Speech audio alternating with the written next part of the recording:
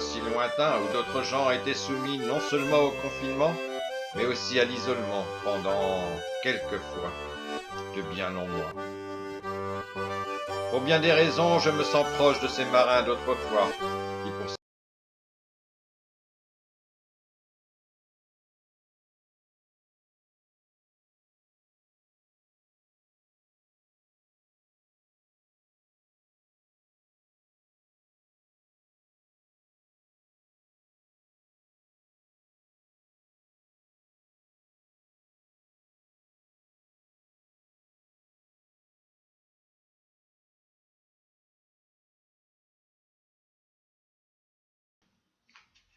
C'était un jour de pluie, et si j'ai oublié l'année, je me souviens très bien de ce petit caboulot où j'étais allé m'abriter.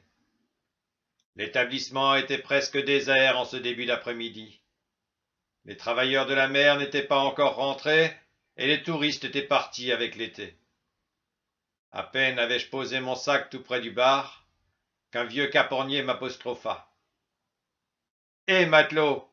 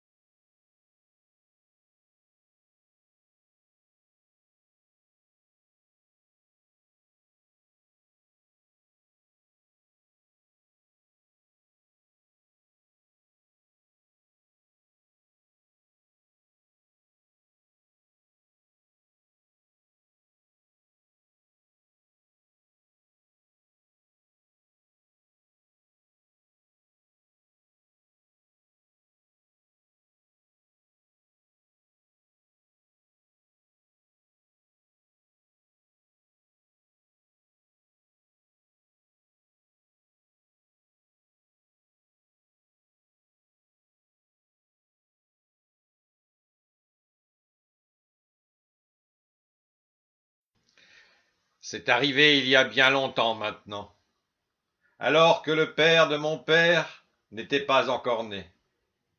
En ces jours reculés où la terre était jeune, certains soirs, l'on pouvait voir danser dans le clair de lune Corrigan et Farfadet. Mais cette histoire n'est pas la leur. Plus tard, peut-être, je te raconterai ma rencontre avec une fée des Farfadets. Voilà donc, en ce temps-là, dans un pays dont tout le monde a oublié le nom, se trouvait un petit village blotti entre mer et forêt. Un petit port sans histoire. Des gens simples, mais heureux y vivaient. La terre était riche et la mer généreuse. Une famille d'humbles pêcheurs habitait la maison juste avant la jetée. Leur vie ne différenciait en rien de celle des autres, si ce n'est les soucis que leur causait le fils cadet. Non qu'il fût malade, non, non. Il était grand et fort et de fort belle allure de surcroît. Non qu'il fût plus maladroit qu'un...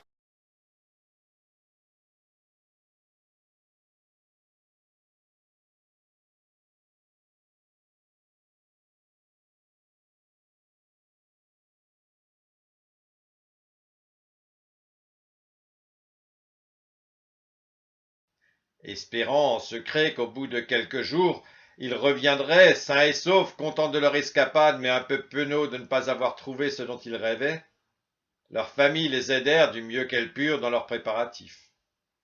Ils leur préparèrent quelques provisions, les aidèrent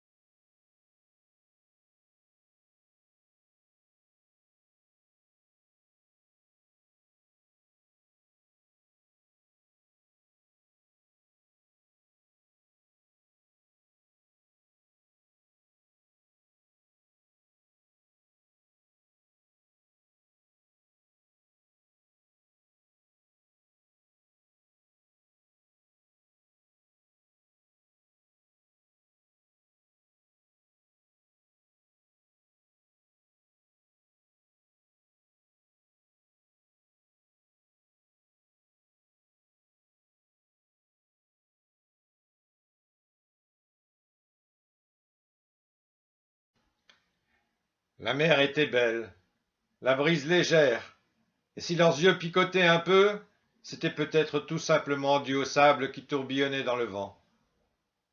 Cabotant le long de côtes inconnues pendant quelques jours, ils se décidèrent bientôt à mettre le cap sur le lointain horizon.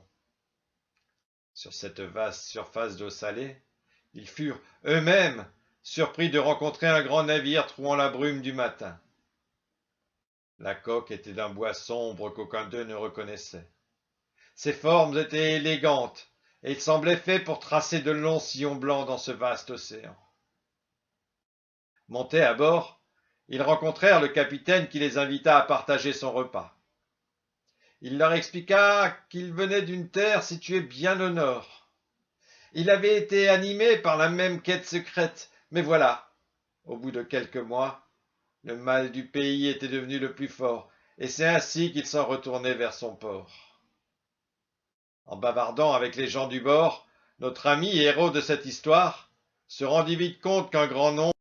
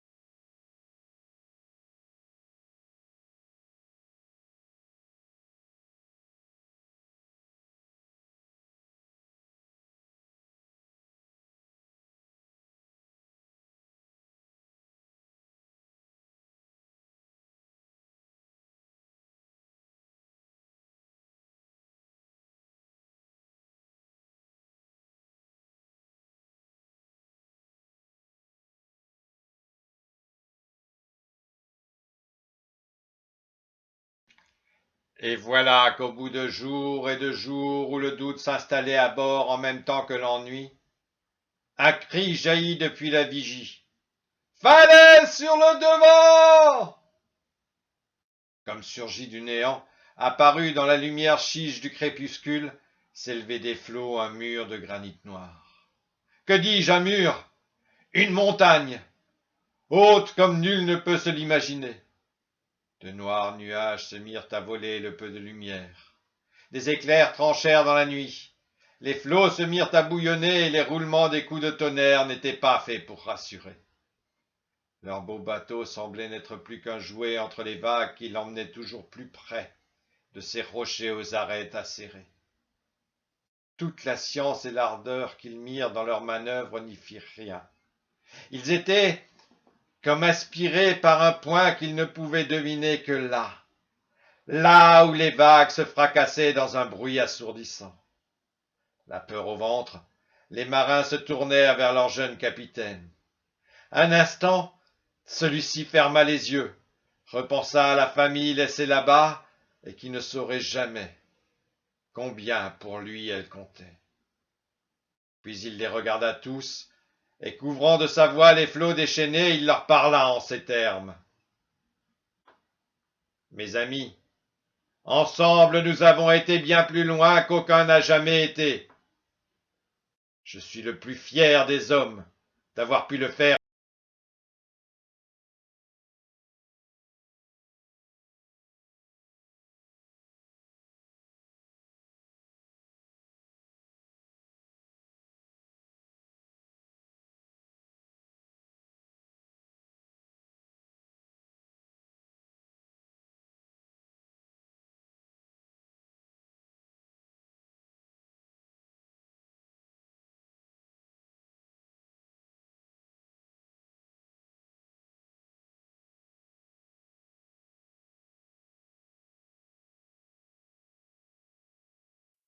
Mais si la traversée de ce sombre goulet prit bien du temps, il ne s'y passa rien. Du moins, rien que l'on ait jugé utile de me raconter. Au bout de longues heures passées, je l'imagine à scruter la demi-obscurité, les muscles tendus et le cœur serré. Ils débouchèrent à nouveau dans des eaux libres, sous un ciel clément.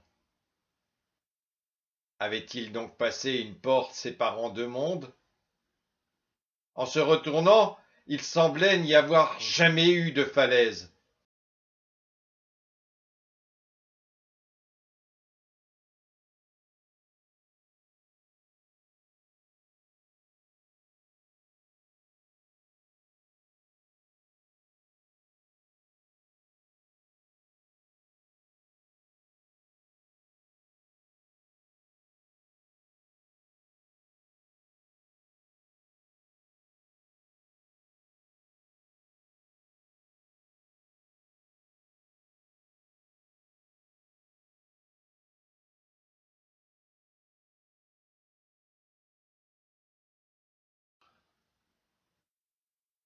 Le grand oiseau blanc ne les avait plus quittés depuis qu'il s'était offert comme guide. C'est plein d'espérances nouvelles qu'ils le virent s'envoler vers cette île. Se réjouissant par avance à l'idée de reposer le pied sur la terre ferme après tout ce qu'ils avaient vécu, ils enjoignirent le capitaine à mettre cap dessus. Même s'il était plus réservé que son équipage, il se dit qu'ils avaient tous besoin de se remettre de leurs émotions. Contournant la barrière de corail rouge sombre qui semblait en protéger,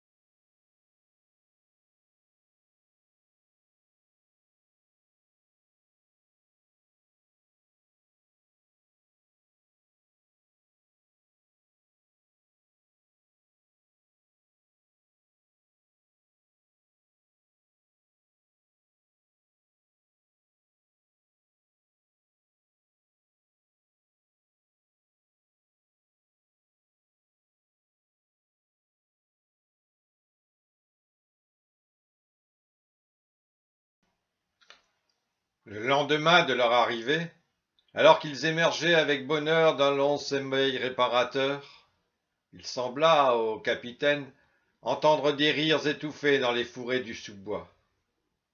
Il réveilla ses hommes, plaça des sentinelles à bord et s'enfonça avec un petit groupe dans la forêt. Ils n'eurent pas besoin d'aller très loin.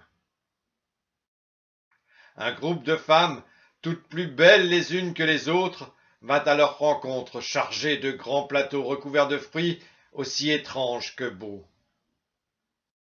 En ces temps reculés, la langue n'était pas encore un obstacle. Très vite, ils se comprirent. Si les présents étaient destinés aux membres de l'équipage, le capitaine, quant à lui, était invité chez elle qui, semblait-il, dirigeait cette communauté. Une femme merveilleuse accueillit celui-ci dans un palais de verdure. Partout chantait l'eau de dizaines de fontaines.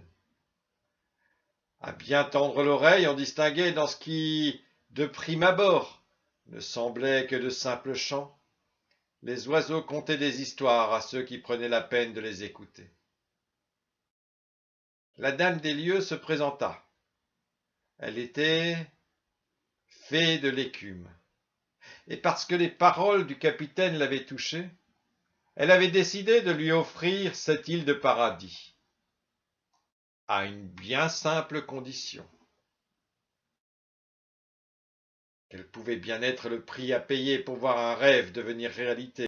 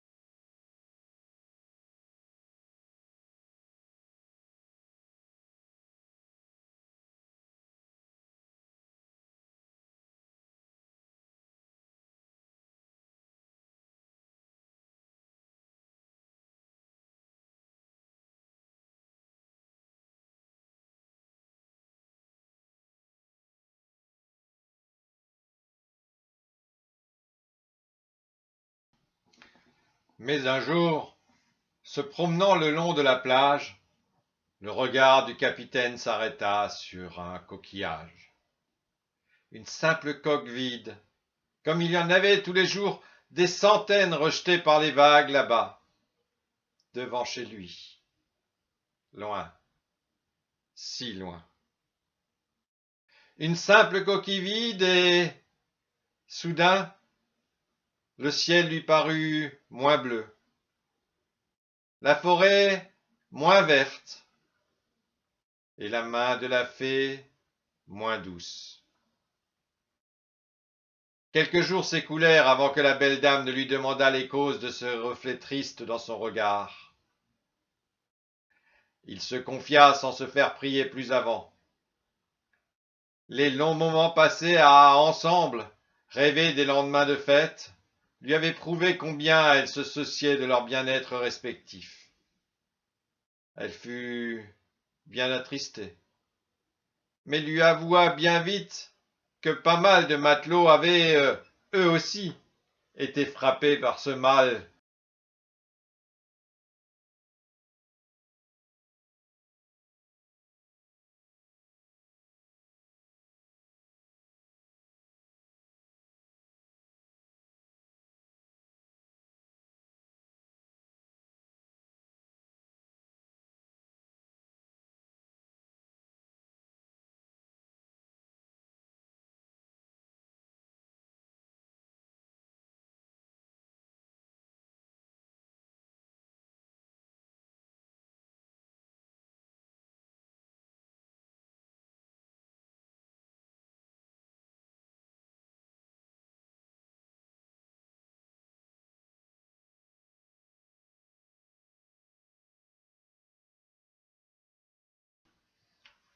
Ayant rassemblé l'ensemble de ses compagnons, c'est avec un peu de tristesse dans la voix qu'il leur expliqua le marché qu'on leur proposait. La réponse ne se fit pas attendre. Hormis 2, 3 amis, tous étaient prêts à repartir. Le soir même, la fête fut encore plus grandiose que d'habitude. Chacun cherchait à cacher, dans les éclats de rire, le chagrin qui lui serrait la gorge. Vint le moment tant attendu et redouté à la fois où, se levant, majestueuse dans l'éclat d'argent d'une lune ronde, drapée des couleurs dont la nature l'habillait le mieux, nuances d'orange et de violet, la belle. Si ces beaux mammifères continuent d'accompagner les bateaux, c'est, peut-être, pour essayer à leur manière de nous guider vers ce pays lointain où, pour certains, le rêve était devenu réalité. Et les oiseaux blancs, me direz-vous? Oh, ça, c'est une autre histoire. Et mon godet est maintenant vide et mon gosier desséché. Mais n'oubliez pas, quel que soit le rêve qui vous pousse, il ne faut jamais oublier qu'il y a toujours un tribut à payer à la réalité.